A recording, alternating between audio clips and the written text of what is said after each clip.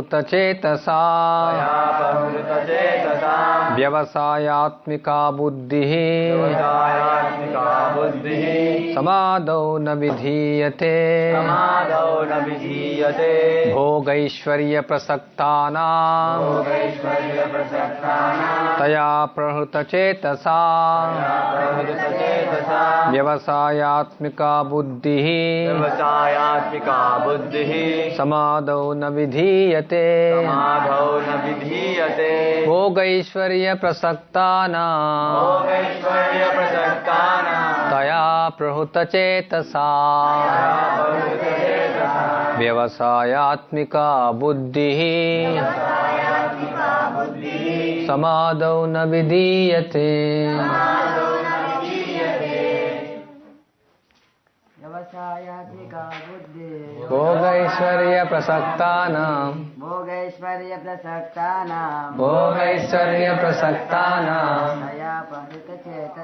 తయా ప్రహృతచేతసా వ్యవసాయాత్మికా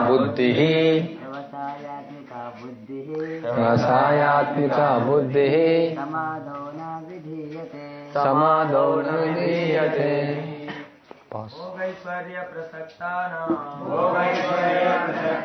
భోగానుభవములందును ప్రసక్తానాం ఆసక్తులైన వారికి తయా వాని చేత అపహృత చేతసా మోహగ్రస్తమైన మనస్సులు కలవారికి వ్యవసాయ ఆత్మిక నిశ్చయంతో కూడిన బుద్ధి భగవానుని భక్తియుక్త సేవ సమాధౌ నియమిత మనస్సునందు న విధీయతే కలగదు భావము భాష్యమిచ్చినది అభయచరణ అరవింద భక్త వేదాంత స్వామి ప్రభుపాద్ అంతర్జాతీయ కృష్ణ చైతన్య సంఘ సంస్థాపకాచార్యులు. భోగానుభవమునందును లౌకిక సంపదల యందును మిక్కిలి అనురక్తులైన వానిచే మోహపరోషులకు వారి మనస్సునందు భగవానుని భక్తియుక్త సేవ కొరకు స్థిరమైన నిశ్చయము కలగదు. భాష్యం. సమాధి అనగా స్థిరమైన చిత్తం. వైదిక నిఘంటువైన నిరుక్తి ఇట్లు తెలుపుచున్నది. సమ్యగాదీయతేస్మిన్ ఆత్మతత్వ యదాత్మ్యం. ఆత్మను అవగాహన చేసుకున్నట్లో చిత్తము స్థిరముగా నెలకొనినచో అది సమాధి స్థితమగును. భౌతిక ఇంద్రియ తృప్తి పట్ల ఆసక్తులైన వారికి, అట్టి తాత్కాలికమైన వాటిచే మోహితుల వారికి ఎన్నడూనూ సమాధి సాధ్యపడదు. అట్టి వారందరూ దాదాపు భౌతిక శక్తిచే శిక్షించబడినట్టి వారే. వందేహం శ్రీగురుం శ్రీయుతపదకమలం శ్రీగురున్ వైష్ణవాంశ శ్రీరూపం సాగ్రజాతం సహగణ రఘునాథాన్వితం తం సజీవం సాద్వైతం సావధూతం పరిజన సహితం కృష్ణ చైతన్యదేవం శ్రీరాధా కృష్ణపాదాన్ సహగణలిత శ్రీ విశాఖాన్వితాంచ ముఖాంకరోతి వాచాలం పంగుం లంఘయతే గిరిం యత్కృపాతమహం వందే శ్రీగురుం దినతారిణం. సో ఈ యొక్క శ్లోకానికి మనం చర్చించే అపరాధానికి సంబంధం ఉంది, అందుకే ఈ శ్లోకం చదివాం. దానికంటే ముందు నిన్న ధర్మ వ్రత త్యాగవుతాది సర్వ శుభ క్రియా సామ్యం అపి ప్రమాద, ఇది 8వ అపరాధం గురించి చర్చిస్తున్నాం. సో వేదంలో విధించినటువంటి యొక్క కర్మకాండ నియమాల ప్రకారం వాటి పొందేటువంటి యొక్క ఫలితాలు, యొక్క హరినామం ఉచ్చరించట్లో ఒకటిగా ఫలితాలు సమానమని భావించట అది ఒక పెద్ద అపరాధం. సో అలాంటి అపరాధం చేయడం అనేది ఒక మూర్ఖత్వం.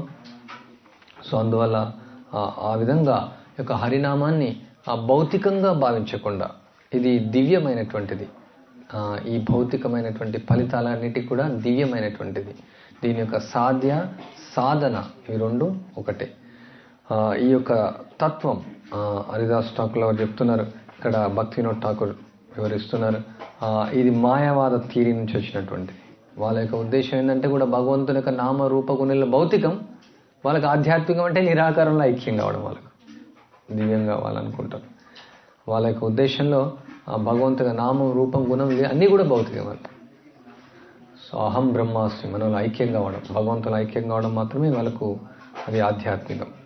సో ఇది మాయావాద థియరీ నుంచి వచ్చినటువంటిది. సో అందుకని మనం ఎవరికైనా ఈ హరినామాన్ని భౌతికమైనటువంటి యొక్క ఫలితాల కోసం ఉపదేశించకూడదు. సో అప్పుడు మనం మాయావాదాన్ని ప్రచారం చేసినట్టు అవుతుంది. ఎందుకంటే ఇది భౌతికం కాదు. దీనిలో ఎట్లాంటిది భౌతికం లేదు. భౌతికమైనటువంటి ఫలితాల కోసం ఉచ్చరించేటువంటి యొక్క ఈ మంత్రం ఇది కాదు. సో ఒకవేళ ఇట్లాంటి అపరాధం మన భావనలో, మన బుద్ధిలో ఉంటే, కలుషితమై ఉంటే మనం ఏం చేయాలా? ఇక్కడ హరిదాస్ ఠాకూర్ చెప్తూ ఉన్నారు,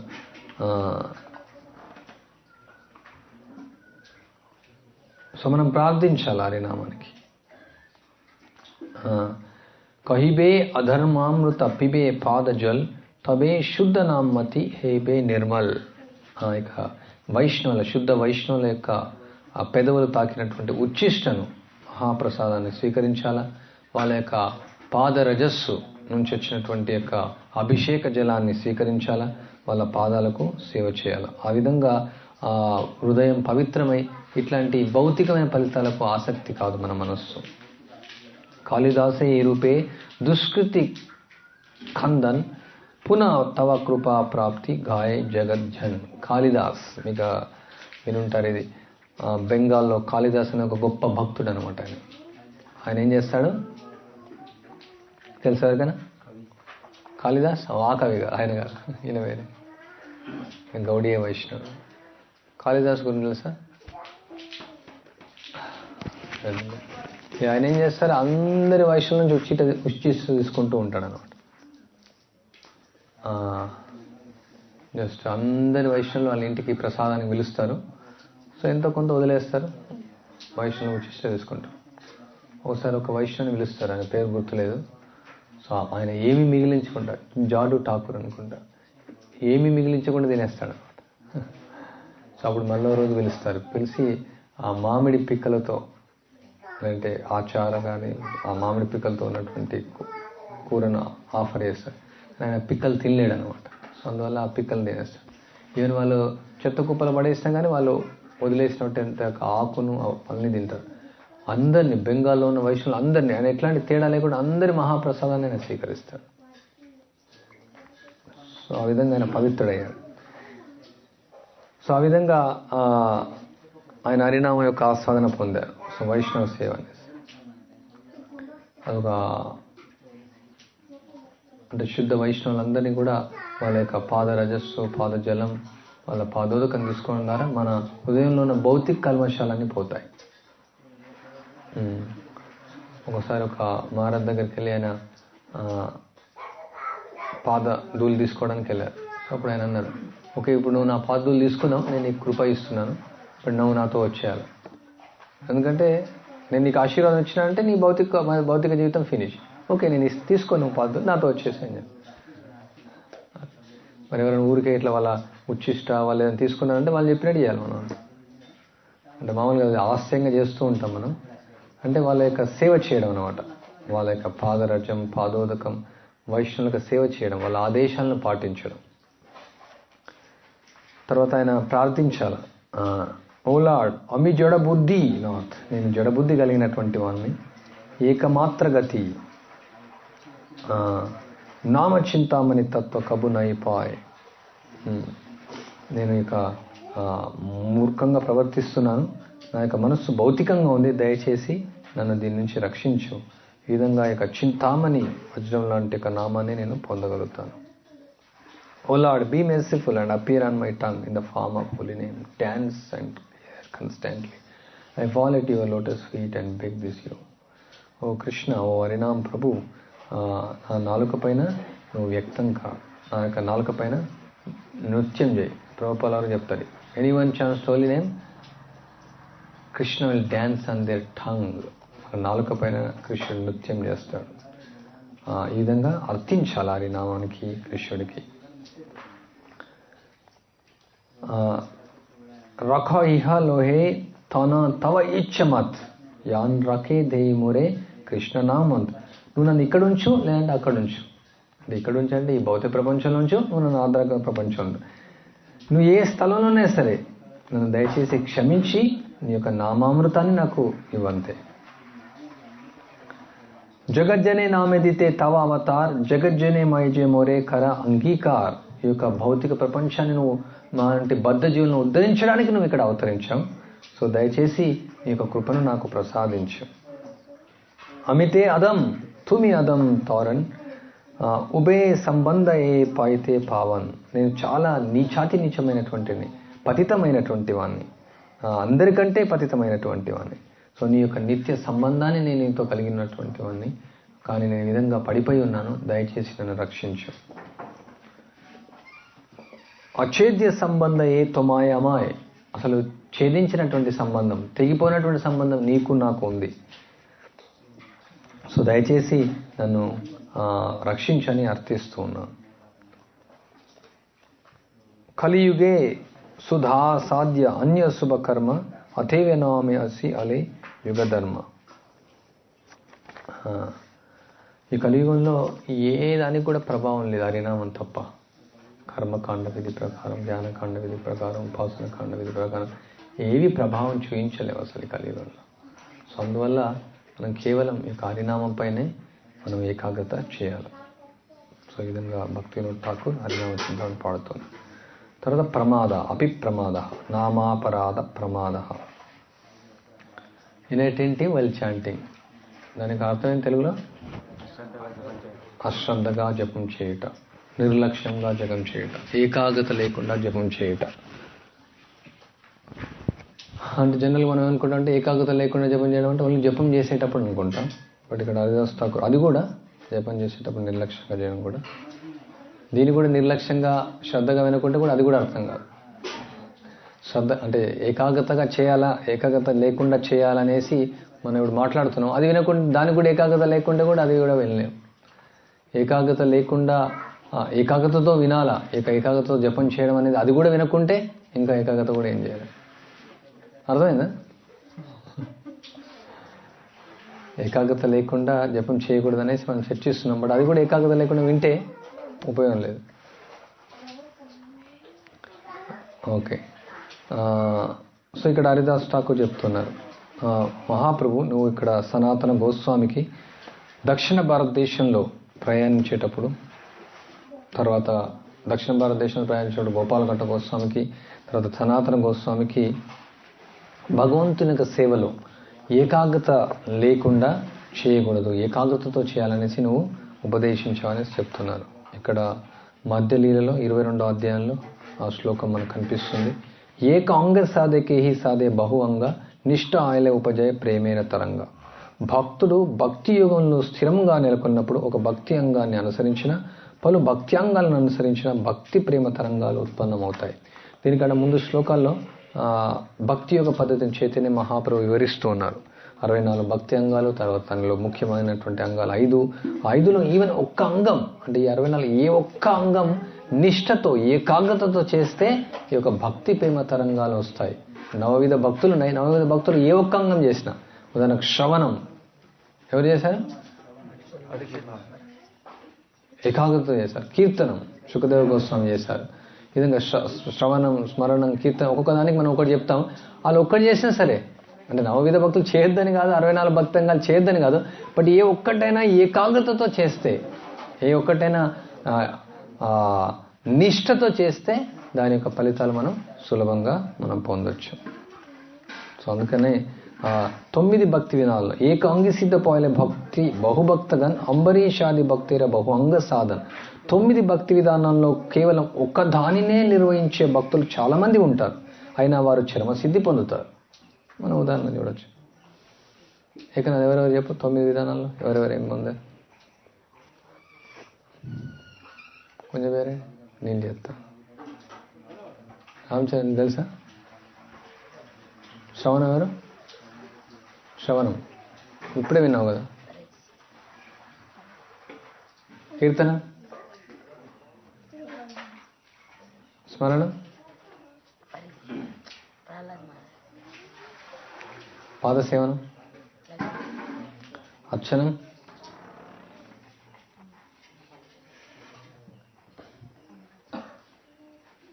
రేపట్లే అర్చనం,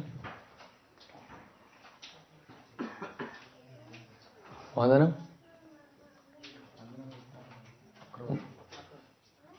దాస్యం, సఖ్యం, ఆత్మనివేదనం. అంబరీష్ మహారాజ్ వంటి భక్తులు 9 రకాలు నిర్వహిస్తారు. అటువంటి వారు కూడా చరమ విజయాన్ని సాధిస్తారు. పరీక్షిత్ మహారాజు పరమోన్నత సిద్ధిని అంటే శ్రీకృష్ణుని పాదపద్మాశ్రాన్ని కేవలం విష్ణుని గురించి శ్రవణం ద్వారా పొందాడు. శుకదేవ గోస్వామి కేవలం శ్రీమద్ భాగవతం కీర్తన ద్వారా సిద్ధిని పొందాడు. ప్రహ్లాదుడు భగవంతుని స్మరణ ద్వారా సిద్ధిని పొందాడు. లక్ష్మీదేవి మహావిష్ణువుని పాదపద్మ సంవాహనం ద్వారా సిద్ధిని పొందింది. పృథు మహారాజు భగవద్ అర్చనం ద్వారా సిద్ధిని పొందగా, అక్రూరుడు భగవంతుని వందనం చేయడం ద్వారా సిద్ధిని పొందాడు. హనుమంతుడు శ్రీరామచంద్రుని దాస్యం ద్వారా సిద్ధిని పొందగా, అర్జునుడు కేవలం శ్రీకృష్ణుని మిత్రుగానే సిద్ధిని పొందాడు. బలి మహారాజు సమస్తాన్ని శ్రీకృష్ణుని పాదపద్మాలను సమర్పించడం ద్వారా సిద్ధిని పొందాడు. సవై మన కృష్ణ పదారవిందయో వచాంసి వైకుంఠ గుణానువర్ణనే కరో హరేర్ మందిర మార్జనేషు శృతిం చకారమచ్యుత సత్కతోదయే ముకుంద లింగాలయ దర్శనే దృశం తద్భత్రగాత్ర స్పర్శంగ సంగమం గృహణం చ తత్పాజ సరోజ సౌరభే శ్రీమత్ తులస్యా రసనం తదర్పితే పాదో హరిక్షేత్ర పదానుసర్పణే శిరో ఋషికేశాభి పాదాభివందనే కామంచదాస్య నతు కామకామ్య యదుత్తమ శ్లోక జనాశ్రయారతి. కానీ అంబరీష్ మహారాజు ఇవన్నీ ఆయన యొక్క ఇంద్రియాలు భగవంతుని సేవలో నియుక్తం చేసి పొందాడు. బట్ ఇక్కడ చైతన్య మహాప్రభు ఏం చెప్తున్నాడంటే నిష్టగా ఏకాగ్రతతో శ్రద్ధతో చేస్తే అది అన్నీ కూడా ఫలితం వస్తుంది.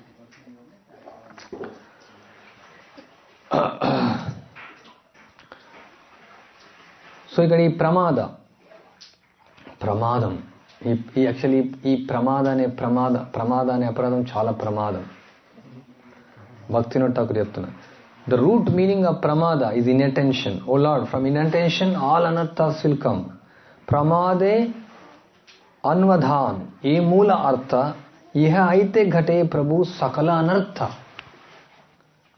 ఈ ప్రమాదం నుంచి అన్ని ప్రమాదాలు వస్తాయి. సరిగ్గా జపం చేయకుండా ఏమవుతుంది? రోజు సరే క్లాస్ వినకుంటే ఏంది? సరిగ్గా సేవ చేయకుండా భక్తులకు అపరాధం చేస్తాం. తర్వాత ఇట్లా గురువుకి అపరాధం చేస్తాం, తర్వాత శాస్త్రానికి అపరాధం చేస్తాం, తర్వాత హరినామం పైన రుచిపోతుంది. తర్వాత ఇంకా అది కేవలం హరినామం ఏదో హ్యాపీనెస్ కోసం చేస్తాం. ఇంకా నామం రుచి రావట్లేదు అని ఏమి వస్తలేదు, నామం చేస్తే నడుము నొప్పి వస్తుంది, నామం చెప్తే ఇట్లే తర్వాత ఈ విధంగా ఈ యొక్క అపరాధం, మళ్ళీ భౌతికమైన అటాచ్మెంట్స్ వస్తాయి. ఈ ఒక్క అపరాధం వల్ల అపిప్రమాద అన్ని అపరాధాలు చేయడం అవుతుంది. ఈవెన్ సేవాపరాధాలు అవుతాయి, వైష్ణవాపరాధాలు అవుతాయి, జీవాపరాధాలు. All anarthas will come. అన్ని అనర్థాలు వస్తాయి అపరాధం వల్ల. సకల అనర్థ, మన అనర్థాలను ఆహ్వానం చేసుకోవడం అనమాట. జపంలో నిద్రపోవడం ద్వారా, జపం సరిగా చేయకపోవడం వల్ల, కీర్తన సరిగా చేయకపోవడం వల్ల, నామం పైన ఏకాగ్రత లేకపోవడం వల్ల, అంటే ఈ ప్రమాదాన్ని మనం చర్చిస్తాం. ప్రమాదం అంటే 3 విషయాలు. ఈ 3 విషయాలు లేకపోవడం వల్ల అన్ని అనర్థాలను ఆహ్వానిస్తున్నాం మనం. స్వాగతం, సుస్వాగతం అని అన్ని అనర్థాలను ఆహ్వానిస్తున్నాం. సో అందుకనే ప్రమాదంతో మనం ఆడుకోవద్దు అనమాట. అపిప్రమాద.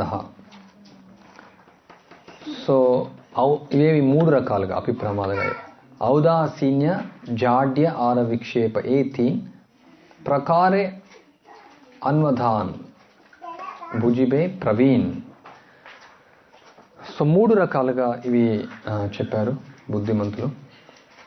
ఒకటి వచ్చేసి ఔదాసీన అంటే ఇండిఫరెన్స్, పట్టించుకోకపోవడం, నిర్లక్ష్యం.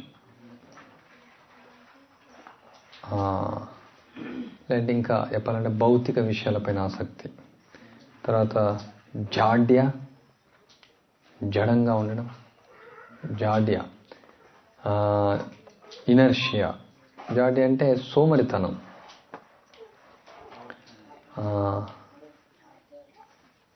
ఏమి చేయాలని లేకపోవడం. I don't want to do anything. నాకేం చేయాలని లేదు. ఎవరికైనా అనిపిస్తున్నారు? ఏం చేయకుండా వాళ్ళు తిని పడుకోవాలనిపిస్తున్నారు.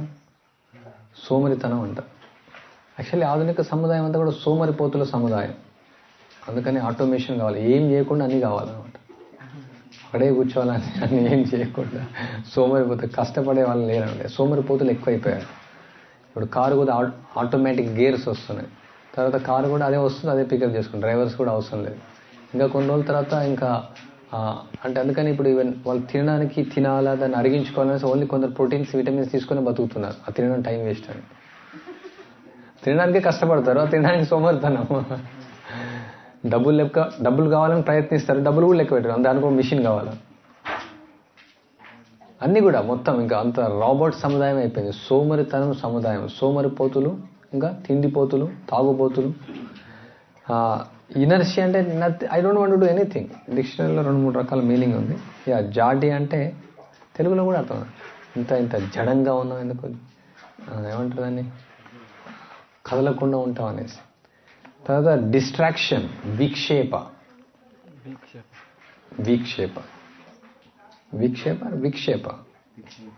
అంతే. విక్షేపము, జాడ్య, విక్షేపము, ఔదాసీనం. ఇది సంస్కృతంలో ఉదాసీనంగా ఉండడం, ఔదాసీనం.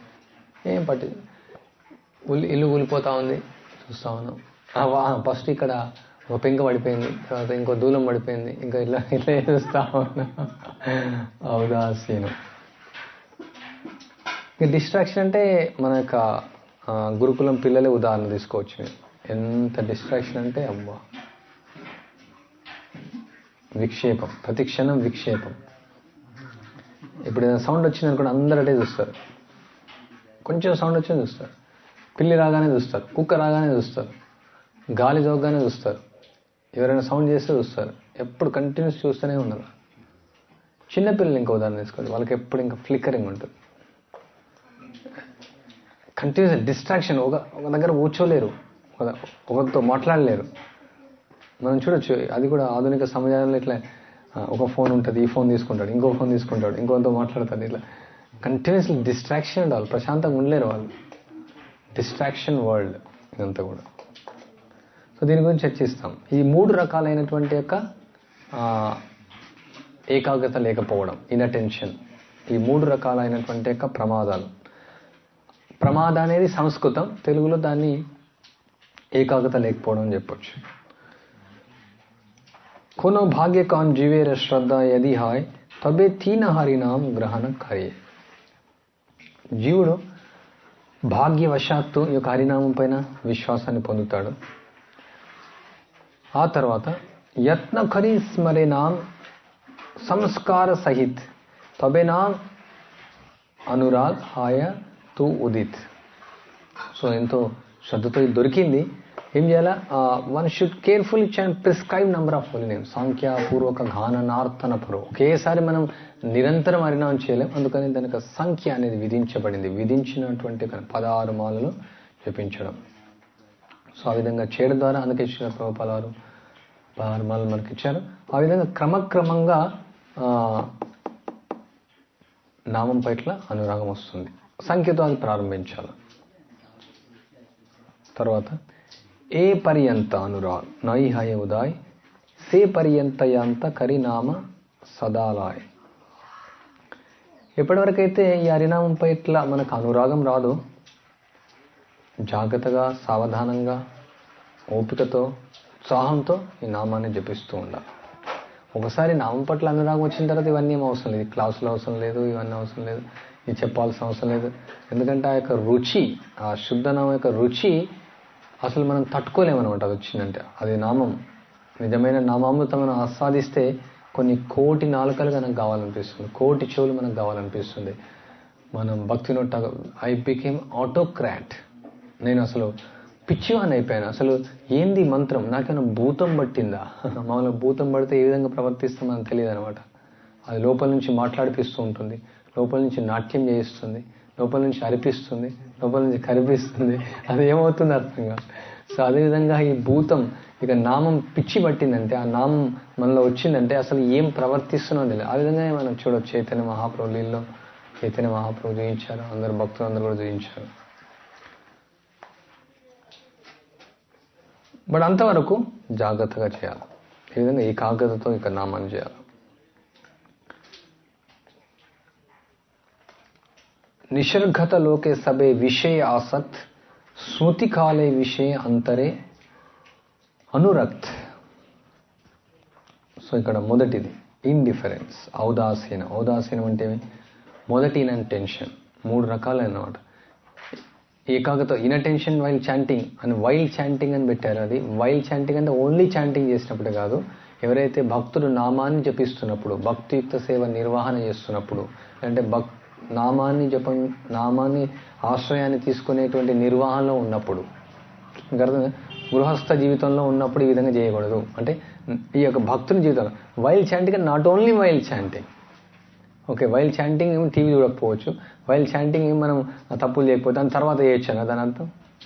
అంటే ఇంగ్లీష్లో కొన్ని పదాలు పూర్తిగా అది ఎక్స్ప్రెస్ చేయలేమని, తప్పుగా అర్థం చేసుకునే అవకాశం ఉంది. సో ఈ భక్తుడు నామాన్ని ఉచ్చరించేటప్పుడు ఆయన ఏం చేయాలా, ఈ యొక్క భౌతికమైన విషయాల పట్ల ఆసక్తులు ఉండకూడదు. అందుకని ఈ శ్లోకం భోగైశ్వర్య ప్రసక్తాన తయా ప్రవృత చేతసాం వ్యవసాయాత్మిక బుద్ధి సమాధౌ న విధీయతే. ఏమవుతుంది, భోగం పట్ల ఐశ్వర్యం పట్ల ఆసక్తులు అవుతాం, వ్యవసాయాత్మిక బుద్ధి, ఏకాగ్రమైనటువంటి లక్ష్యం, ఏకాగ్రమైనటువంటి బుద్ధి ఉండదన్నమాట. అది సమస్య అన్నమాట. అందువల్ల భౌతికమైనటువంటి విషయాల పట్ల ఆసక్తి ఉండకూడదు అన్నమాట. దాన్ని ఔదాసీనం అంటారు దాన్ని.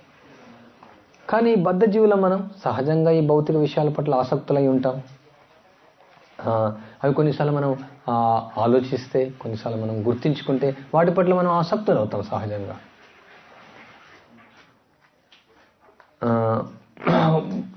రుచియాయ్ ఆన్యస్థానే నామ ఉదాసీన్ నామచిత్త మగ్న నహి జప ప్రతిదిన్. ఒకవేళ ఈ భౌతికమైన విషయాల పట్ల, అంటే హరినామం కాక ఇతర విషయాల పట్ల అని చెప్పి, ఇతర విషయాల పట్ల ఆసక్తులమైతే అట్లాంటి వ్యక్తి నిరంతరం జపం చేసిన person chance every day his heart will not be observed in the holy name. రోజు జపం చేసినప్పటికీ నామం పట్ల అతను నిమగ్నం కాలేడు, నామంలో అతను మునిగిపోదు. సమాధౌ న విధీయతే. ఈ శ్లోకం సమాధౌ న విధీయతే. రూపాలు ఏం చెప్తారు, సమాధి. సమాధి అంటే చాలా మంది సమాధి అవ్వడం అనుకుంటారు, అది కాదు సమాధి. సమాధి అంటే అబ్జార్ప్షన్ ఇంగ్లీష్లో. సమాధౌ న విధీయతే, వ్యవసాయాత్మక బుద్ధి. సమాధౌ నియమితమైనటువంటి మనస్సు ఇక్కడ ఇవ్వబడి. రూపాలు చూడండి, మన మనస్సు స్టార్ట్ చేయగానే మోటార్ ఆన్ చేస్తే నీళ్ళు వస్తాయి. మనం జపం స్టార్ట్ చేయగానే హరే కృష్ణ కృష్ణ కృష్ణ హరే హరే, హరే రామ రామ రామ హరే హరే. అమెరికా వెళ్ళొస్తే బాగుండు. హరే కృష్ణ కృష్ణ కృష్ణ హరే హరే, హరే రామ. ఇంత తొందరగా నేను ఎందుకు వచ్చాను, ఇంకొన్ని సెక్యూరిటీ సేవింగ్ చేసుకుంటే బాగుండు. హరే కృష్ణ కృష్ణ కృష్ణ హరే హరే, హరే రామ రామ. ఈరోజు ఆకలి అవుతుంది, వెళ్ళి తినొస్తే బాగుండు. హరే కృష్ణ కృష్ణ హరే హరే, హరే రామ రామ రామ హరే హరే. మేబీ నెక్స్ట్ జన్మలో భక్తి చేస్తే బాగుండు, ఇంత తొందరగా వచ్చాను ఇంకొంచెం అనుభవిస్తే బాగుండు. హరే కృష్ణ కృష్ణ కృష్ణ హరే హరే, హరే రామ రామ రామ హరే హరే. ఈ కంటిన్యూస్లీ ఈ మిషన్ వైపు మన మనస్సు భౌతికమైన విషయాల పట్ల పోతూనే ఉంటుంది. అండ్ ఈ జపం తర్వాత కూడా మనం భౌతికమైన విషయాల పట్ల కంటిన్యూస్గా ఉంటూనే ఉంటుంది. సో ఇక నామంలో నిమగ్నం కావాలంటే, భక్తియుక్త సేవలో నిమగ్నం కావాలంటే, సమాధిలో రావాలంటే ఏం చేయాలి, సమాధి. వర్క్ నో సమాధి లేటర్. ఆఫ్ కోర్స్ ప్రభుపాద చెప్పారు అది కూడా. అందుకే సేవ చేస్తూ ఉండాలి, మన మనసు కంట్రోల్ అవుతుంది.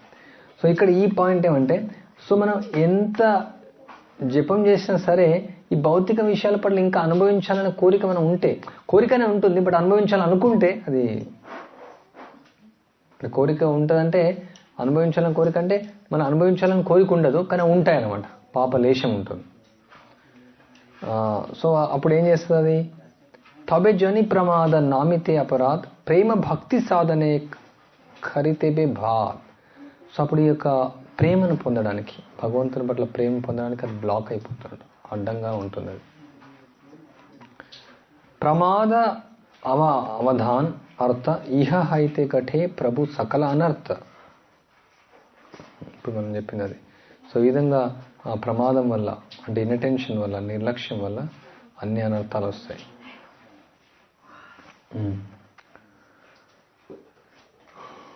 ఇక్కడ చిత్త ఏక దికే ఆర్ అన్య దిక నామ్. సో ఆయన యొక్క ఆలోచన ఒకవైపు ఉంటాయి, నామ్ ఇంకో వైపు ఉంటుంది. మనం ఒక డైరెక్షన్కి వెళ్ళాలనుకుంటున్నాం, ఇంకో డైరెక్షన్ మనం వెళ్తాము, మనం రీచ్ అవుతాం. బాంబే ట్రైన్ ఎక్కితే బాంబే వెళ్తాం, కలకత్తా ట్రైన్ అయితే కలకత్తా. సో మన మనస్సు ఒకవైపు ఆలోచిస్తూ ఉంది, బట్ నామం ఇంకోవైపు, దాన్ని కలవట్లేదు అనమాట. How can that person attend in auspiciousness that about of all that good? So అట్లాంటి విషయంలో మరి ఎలా మన మనసు డైరెక్షన్స్ ఒక పక్క ఉన్నాయి, మనం ఒక డైరెక్షన్ వెళ్తున్నాం, అవి ఎట్లా అది ఈ యొక్క శుభాన్ని వాళ్ళు పొందుతారు? లకనాం హైలే పూర్ణ సంఖ్యమాల గుని హృదయ నహిలే రస బిందు గుణనాన్ గుణమని. Even though he chants 1 lakh of holy names on his beads, not a drop of taste for the precious jewel like holy name will produce in their heart. లక్ష నామాలు జపం చేయొచ్చు. లక్ష నామాలు అంటే ఎన్ని అవుతాయి? 64 మాలలు. 64 పార్ పక్క పెట్టు, 64 మాలలు జపం చేయొచ్చు. ఒక్క చుక్క మన హృదయంలోకి రాదు, ఒక్క చుక్క కూడా రాదు. ఎందుకు? దాని డైరెక్షనే వేరు. ఏత అన్వధిన దోషేర ప్రకార్ విషయ హృదయ ప్రభు బాధ దుర్నివార్. O Lord, in this kind of inattention is very difficult to stop the heart from being attracted from the material sense objects. చెప్పడానికి బాగానే ఉంది, ఈజీగా ఉంటుంది, కానీ ఇట్లాంటి ప్రమాదాన్ని, ఇట్లాంటి అనేక ఏమంటారు, ఏకాగ్రత వ్యతిరేక పదం, ఏకాగ్రత లేకపోవడం అంతేనా, వేరే పదం ఉందా? చంచలం. ఇట్లాంటి చంచలత్వం నుంచి, ఇట్లాంటి బహుశాఖ నుంచి ఆపడం చాలా కష్టం. ఎందుకంటే మన హృదయం భౌతికమైనటువంటి విషయాల పట్ల రుచి మరిగి ఉంది, భౌతికమైన విషయాల్లో మునిగిపోయింది. ఇంత ఫాస్ట్ ఓకే, భౌతికమైనటువంటి విషయాల పట్ల రుచి మరిగి ఉంది. గుడ్, అట్లీస్ట్ టైంకి అయింది ప్రసాదం. ప్రసాదం పైన మన మనసు వెళ్తుంది, ఇంకా 5 నిమిషాలు అయిపోతుంది. సాధు సంగే స్వల్పకాల చడియ విషయ్ నిర్జనలే నామే ఏ దోష నిర్జన క్షాయ్. ఇప్పుడు ఎలా అయిపోతాయి? మన హృదయం ఎన్నో కోట్ల జన్మల నుంచి ఉంది కాబట్టి కష్టం. ఈ ఏకాగ్రత లేదు మనకు. కారణం మన హృదయంలో ఉన్నటువంటి భౌతిక విషయాల ఆసక్తి. By associating with devotees one quickly becomes free from the material desires. భక్తుల యొక్క సాంగత్యం ద్వారా భౌతికమైనటువంటి కోరికలు తొందరగా పోతాయి. శ్లోకం కొంచెం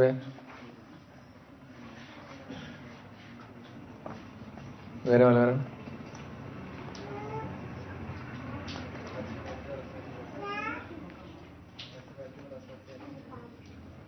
ప్రత్యేకంగా భక్తుల యొక్క సాంగత్యం ద్వారా. సతాం ప్రసంగాన్ మమ వీర్య సంవిదో భవంతిరుత్కరణ రసాయనాకత తజ్జోషనాది అస్వపవర్గవత్మని సధారతి భక్తి అనుక్రమస్యసి. అస్వపవర్గ, పవర్గ అపవర్గ అంటే భౌతికమైనటువంటి యొక్క జీవితం నాశనం అయిపోతుంది భక్తుల సాంగత్యంలో. మీరేంటి భక్తుల సాంగత్యం చేసి అన్ని కోల్పోయారండి? దట్ ఈస్ వాట్, అది దాని యొక్క ప్రభావం. అది once the thought of material desire is destroyed, one may then chant the holy name in the secular place. So ఇక భౌతికమైన విషయాల పట్ల ఆసక్తి పోయిందంటే మనం ఏకాగ్రతతో చేయొచ్చు. అంటే ఒంటరిగా జపం చేయడం ఇది రికమెండ్ చేయలేదు, బట్ చేయొచ్చు అన్నమాట మనం. కానీ అందువల్ల భక్తుల సాంగత్యంలో చేయాలి. అందుకనే కనీసం మీరు జపం చేసేటప్పుడన్నా, భక్తులతో ఉండండి. ఆ విధంగా కొంచెం మనసు దూరం అవుతుంది భక్తుల సాంగత్యం. మనం అనుకుంటాం బయట జపం చేస్తే కొంచెం మనకు ఏకాగ్రత ఉంటుంది అనేసి. బయట జపం చేసేందంటే ప్రశాంతంగా ఆలోచించవచ్చు. ఇక్కడ భక్తులతో చేస్తే ప్రశాంతంగా ఆలోచించలేము, డిస్టర్బెన్స్ ఉంటుంది. ఏంది ఈయన జపం చెప్తా ఉన్నాడు, ఈయన గట్టిగా చేస్తూ ఉన్నాడు, ఈయన స్లోగా చేస్తున్నాడు, ఈయన నిద్రపోతున్నాడు. అయితే వేరే వాళ్ళ మంత్రం వినేటప్పుడు మనం మంత్రం పైన ఫోకస్ చేయలేము, ఎందుకంటే మనకు మనసులోటి ఉన్నాయి. ఇప్పుడు ఓన్లీ మనం మంత్రం వింటే యాక్చువల్లీ అందరు భక్తులతో కలిసి చేయొచ్చు.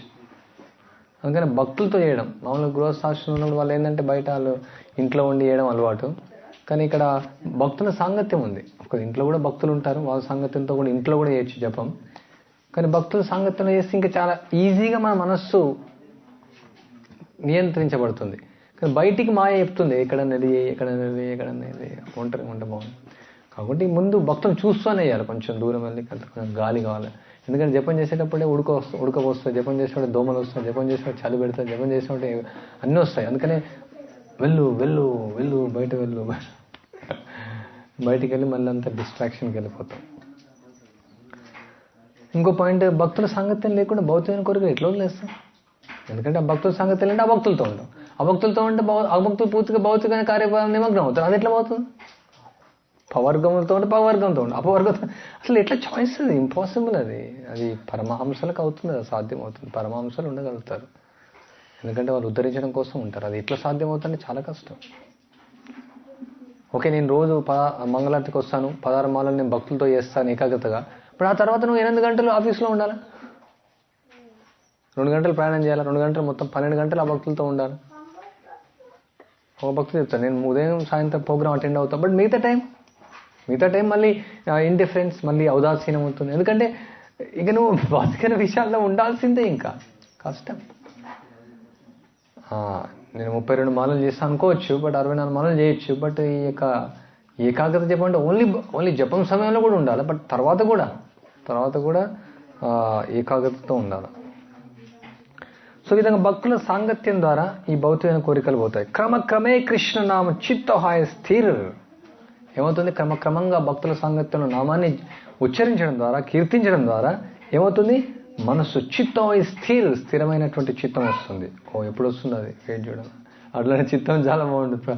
అప్పుడు ఏమవుతుందంటే మన మనస్సు అనుకోకుండానే భౌతికమైన కోరికకి వెళ్తుంది కదా, మన మనస్సు అనుకోకుండానే నామం పట్ల ఆసక్తి వస్తుంది. ఇప్పుడు అక్కడ వెళ్ళి చూద్దాం, ఇక్కడ మనస్సు టార్చర్ చేస్తుంది. యాక్చువల్లీ అప్పుడు మనస్సు టార్చర్ చేస్తుంది అనుకో, నామాన్ని చేయాలా, నామాన్ని వినాల్సిందే, నామం ఉచ్చరించాల్సిందే. అసలు నామం పైనే వెళ్తుంది, ఎక్కడెళ్ళినా సరే నామం పైన వెళ్తుంది మనస్సు. అప్పుడు ఎప్పుడు వస్తుంది ఆ రోజు మరి? Then one is always intoxicated by tasting the nectar of the holy. ఆ విధంగా ఇక నామమత్తులో మునిగిపోతారు. తర్వాత క్రమకాలే వృద్ధి కరేసే నామ స్మరే అతి శీఘ్ర విషయ చాడే ఇతే థార్. ఏం చేయాలా? ఇంకా తులసి దగ్గర కూర్చొని ఉండాలి. అంటే ఇక నామం పట్ల రుచి రావాలా, ఈ భౌతికమైన కోరిక. అందుకని ప్రభుపాల వారు చెప్తారు, తులసి మహారాజ్ దగ్గర కూర్చొని చేస్తే శుద్ధ నామం చేయొచ్చు అనేసి. తులసి మహారాజ్ యొక్క కృప ద్వారా, తులసిని దర్శించుకోవడం ద్వారా, తులసిని చూస్తూ చేయడం ద్వారా. మనం చూడు, హరిదాస్ ఠాకూర్ తులసి దగ్గర జపం చేస్తారు. తర్వాత ఆయన ఆ వేశ్యకు కూడా చెప్తారు, నువ్వు తులసీదేవిని పెట్టుకొని జపం చేయమని చెప్తారు. సో ఆ విధంగా తులసీదేవి శుద్ధ భక్తురాలు కాబట్టి ఆమె యొక్క కృప ద్వారా మనకు శుద్ధనామం పైన రుచి వస్తుంది. తర్వాత హోలీ ధామంలో చేయొచ్చు. తర్వాత శుద్ధ భక్తుల సాంగత్యంలో చేయొచ్చు. మోర్ అండ్ మోర్ అంటే ఈ విధంగా ఎక్కువ ఎంత సాంగత్యం తీసుకుంటే అంత మంచిది. సో ఆ విధంగా ఇంకా ఎక్కువ ఈ విధంగా హరినామం పట్ల ఆసక్తి పెరిగి క్రమక్రమంగా ఈ భౌతికమైన విషయాల పట్ల కోరికలు వదిలేస్తాం, ఈ ఉదయం నుంచి వెళ్ళిపోతాయి.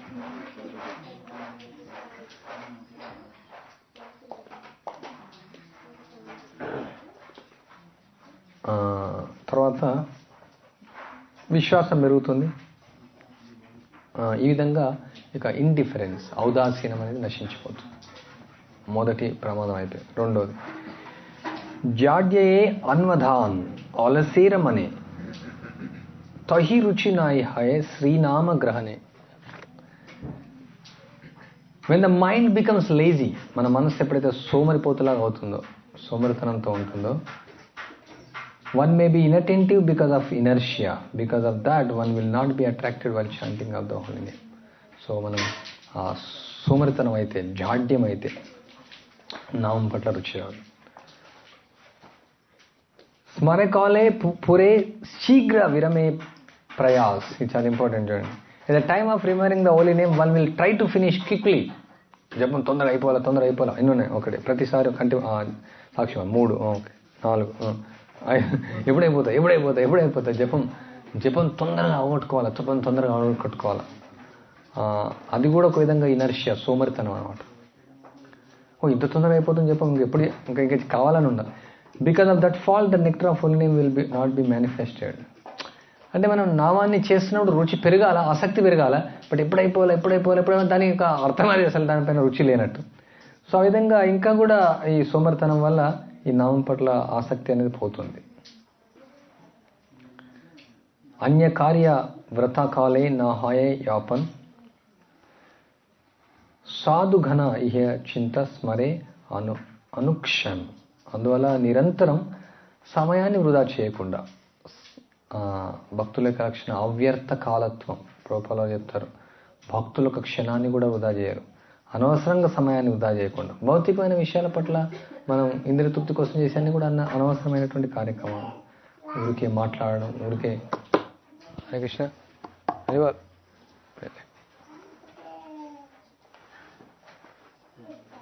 క్షణక్షణం మనం నామాన్ని గుర్తించుకుంటూ, క్షణక్షణం నామాన్ని చేస్తూ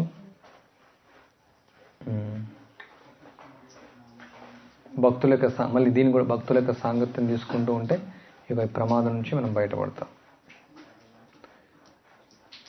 సో కానీ అందుకనే మనం జపం చేసేటప్పుడు ఇంకా జపం చేయాలని కోరిక రావాలా, ఇంకా జపం చేయాలా, ఇంకా ఎక్కువ మాలలు చేయాలా, అదొక బరువుగా తీసుకోకూడదు, బర్డెన్గా తీసుకోకూడదు జపాన్ని. మనకు సేవలు ఉంటాయి కాబట్టి కొన్నిసార్లు అనిపిస్తుంటుందో ఇప్పుడు ఈ సేవ చేయకుంటే మళ్ళీ ఏమవుతుందో, మళ్ళీ జపం అవుతుందో లేదో, రోజంతా కూడా కష్టంగా ఉంటుంది. ఇక ఏదైనా అంతే, విగ్రహారాధన అయినా, నామైనా, భక్తియుక్త సేవ అయినా బరువు అయిపోతుంది, బర్డెన్. అందుకనే ఇక మంగళారతి ముందు చేసుకోవాలి జపం. కుకింగ్ చేసేవాళ్ళు, సేవలు ఎక్కువ వాళ్ళు ఇప్పుడు కొందరు లేస్తూ ఉన్నారు 2:30కు 3ంటికి. సో అప్పుడు ఆ బాధ ఉండదు. లేకుంటే ఎప్పుడైపోతుంది జపం, ఎప్పుడు ఒక బర్డెన్గా చేస్తూ ఉంటే దాని పట్ల క్రమక్రమంగా రుచిని కోల్పోతూ ఉంటాం అనమాట. మన సింపుల్, మనం తినేటప్పుడు ఇంకా తింటూనే ఉండాలా, ఇంకా తింటూనే ఉండాలా, కొంచెం తినేటప్పుడు కొంచెం ఆసక్తి ఉండాలి. ఓకే జపం చేస్తున్నాం, ఇది 1వ మాల, ఇది 2వ మాల, ఇది 3వ మాల, ఉత్సాహం అనేది ఉండాలన్నమాట.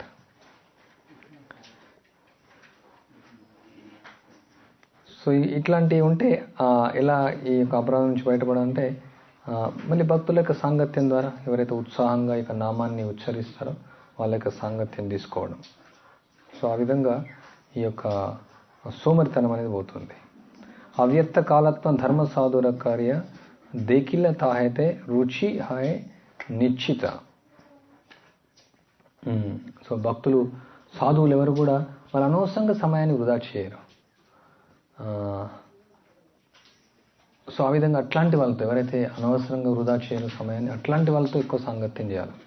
అనవసరంగా మాట్లాడడం, ప్రజల్ప చేయడం, అనవసరంగా సమయాన్ని వృధా చేయడం, ఈ ధనాన్ని సంపాదించుకోవడం, సమయాన్ని వృధా చేయడం, అట్లాంటి వాళ్ళతో ఉంటే మనం కూడా సమయాన్ని వృధా చేస్తాం. అట్లాంటి వాళ్ళతో కాకుండా క్షణం కూడా వృధా చేయకుండా ఎవరైతే ఉంటారో సాధువులు, అట్లాంటి వాళ్ళతో మనం సాంగత్యం చేయడం ద్వారా మనకు నామం పట్ల రుచి వస్తుంది. In this way, the art will become like this.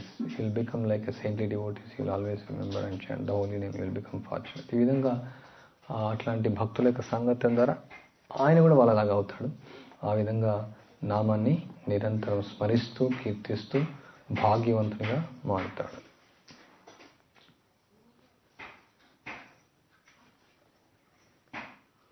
అప్పుడు ఆయన యొక్క హృదయం ఏమంటుంది, ఇంకా 1,00,000 నామాలు చేయాలి, నేను ఇంకా 2,00,000 నామాలు చేయాలి, నేను 3,00,000 నామాలు చేయాలని కోరిక కలుగుతుంది.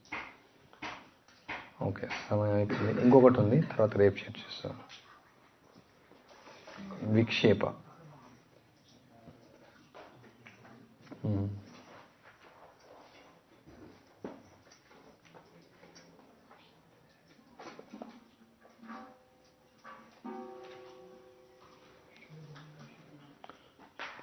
ఇంకా ప్రశ్నలు లేదు దీని గురించి?